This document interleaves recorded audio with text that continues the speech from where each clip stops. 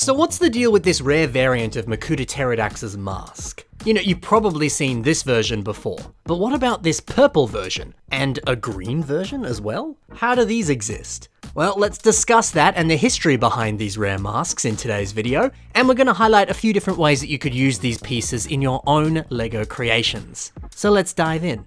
This is Makuta's mask, the Kraahkan, but this one is a rare movie edition of the mask. It really is a beautiful mask, isn't it? When you look at it one way, this mask has a very beautiful and angular design to it. The other way, it looks a lot more sinister and menacing. But let's compare this to the original and slightly more common version of this mask. The traditional and more common version of this mask appeared on sets like Makuta Icarax, as well as a set like Makuta Pterodax. There are subtle changes on the number of holes on the bottom of the chin of this mask, but we're not going to focus on that in this video. Looking at them side by side, you can see there's quite a lot of differences. One of them has a lot more lines to it, and it's a lot more rounded. The other one has a more boxy and sharp shape to it. And looking at them from the front, the brow has some more noticeable differences, although both of them give off a very delicious, evil flair. Yeah, the Kraahkan mask is easily one of my favorites of all time, and it's incredible that this variant manages to improve upon what was pretty much a perfect mask.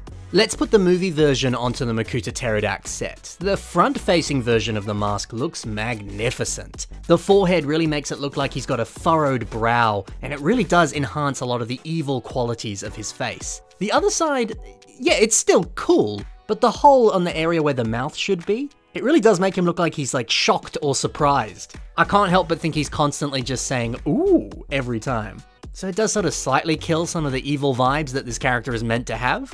I removed the hole in Photoshop, and I do think it is a bit of an improvement, to some degree. But there is no denying this mask is really cool. But how did you get it?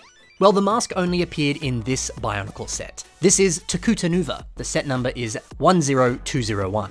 So the set included the parts to build Makuta Pterodax, as well as Takanuva. And then you were meant to combine both of them together to build Takuta Nuva, which was literally just a combo model fusing the two together. This set released back in 2003, and it was a limited edition exclusive set that was only available at Toys R Us. And hey, as cool as this set was, the best part had to be the fact that it came with this exclusive mask. I always thought that the mask was designed to resemble the look of Makuta's face as it appeared in the Mask of Light Bionicle movie. There are some similarities. Some. But since you're meant to use this mask on this combo model, I guess this is meant to be a literal fusion of the Kraahkan and the evoking mask that Takanuva wears, which I can kinda see. I don't know if that's really what it is though. If that is what it's meant to be, it looks noticeably different to how it looked in the Bionicle movie because it was literally just a half and half of both masks. Look, regardless of what it's meant to be, it does look cool. So what's this mask worth? Well, looking at the last 6 months of sales on bricklink.com, we can see that a used version for this mask on average sells for about 117 Australian dollars, which is roughly about $80 in USD. And if you want to buy one right now, the cheapest one is selling for 80 Australian dollars, and in American dollars that's about 50 bucks. However, that cheap one that you're seeing here, that does say that it has a little bit of wear and some scratches on it, so that's why it's cheaper. If you want one that's in better condition, that's going to be closer to about 120 Australian dollars on average. Unfortunately, it's not cheap. But there is a rarer version of this mask, one that you might not have heard of before. While I was looking through some old forum posts on the website BZ Power, I found an article that mentioned a green variant of this mask. And it is a legitimate mask, not custom, not painted. So the story behind this mask is that it originally was owned by former BZ Power admin Binkmeister. He liquidated his LEGO collection and he sold it to a man who lives in Portland, Oregon.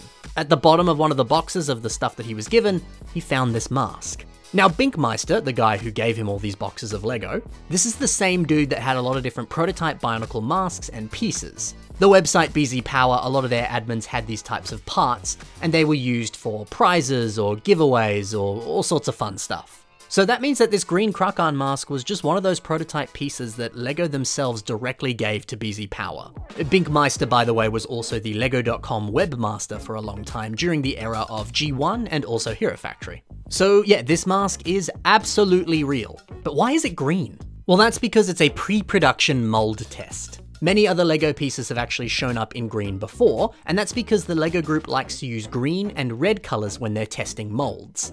It's colors like these that often make it a lot easier to notice cracks or issues within the mold itself, so that way as they're testing they can see, oh yep, there's a few cracks here, or this isn't as strong as we want it to be, and then after they notice that stuff they can make refinements to the mold and have it reach the very high standards that LEGO has for all of its pieces. So that's the story behind this piece. And these images that I've been showing you here, these are the only images we have of this mask. But here's a photoshopped image that I did. I just changed the color of the black mask so you can see it in high definition. God, it'd be so cool to own this in green. How amazing is that? And to find it in a collection that you bought, so cool. So what's this worth? Well, it would be worth a lot. But since we really only know of one that's in existence, and I don't think that guy's planning on selling it, who knows what it's worth? It's worth whatever he asks for, basically. And also, since this is a mold test of a already very expensive and somewhat famous Bionicle mask, that's probably also going to add to the price tag. I wouldn't be surprised if this fetched maybe like $1,000 or something ridiculous. It's very, very rare. And I'm sure there's a lot of people out there who would love to add this to their collection. Now, what about that purple variant that I showed in the thumbnail? What's up with that one? Well, this is a custom version of this mask. This was made by Socket Ball Masks. They're someone who specializes in making resin pieces that are LEGO compatible. Now, in my opinion, Socket Ball produces the best quality custom Bionicle masks ever. I own a few of them and I love them. The color matching to existing LEGO colors is perfect. The quality of the plastic, it feels really, really good. It's honestly incredible. I'll have a link to Socket Ball's store below. Be sure to check in and see what sort of stuff he's selling. Whenever he does put masks up, they tend to sell quite fast. There's a lot of demand for his really, really good product. So keep an eye on his store and his Instagram. You don't want to miss it when a new mask drops. Plus, Socket Ball offers some really reasonable prices for his masks, and stuff like this where it's a really cool recolor of an existing mask that never actually appeared in that color. Alrighty, so that's the story behind all these different variants of these masks, custom or real ones. But how could we use these masks in our own creations? Well, unfortunately, I don't have any examples of this green mask being used, but I do have an example of the purple one. So this is a mock by Kevin H that uses this beautiful mask. At the time of this recording, Kevin hasn't actually posted any images of this mock yet, so I only have some images that I took at Brick Fair a few years ago. Sadly, I don't have many photos of it, so I apologize, but still, from these images, you can see what's going on with this fantastic head design. The idea of using this mask for the top part of the head, but then giving it a jaw underneath and having this cool tongue poking out.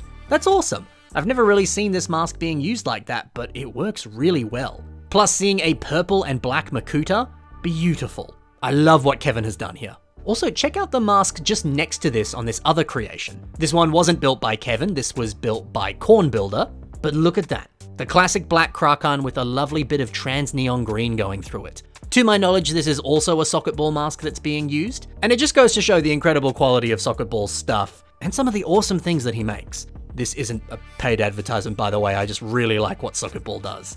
And now we've got two mocks by Leonard Arndt that use the black version of this awesome mask. I really like this one here because it tucks in some dark tan claw pieces into the eye holes on this mask. And yeah, the idea of giving it devil horns, it fits it really, really well. And then seeing a really smooth and sleek body design to complement this mask, that's perfect. CCBS armor parts, well, they're the perfect piece to complement this mask.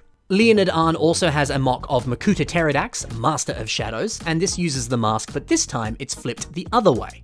I mean, images like this where Makuta's playing a violin and he's wearing very dignified and sophisticated clothing that makes him look like this aristocratic gentleman who is probably going to poison your drink and eliminate all his enemies in a very clean and sophisticated way. A way that would never trace back to him, of course. See, that's awesome. I think that vibe matches this mask very well. The smoother look of the mask, it matches the smooth and stylish look of this build. Using this mask was definitely a better idea than using the original. It just fits everything so perfectly. So there you have it, the history of the different variants of this awesome mask and a few ways that you could use it in your own creations. I hope you enjoyed this video. Be sure to please check the links in the description below and see more from the builders that I featured today, and also links to Socket Ball's store and his Instagram as well. Thanks for watching, guys. Happy building, and bye for now.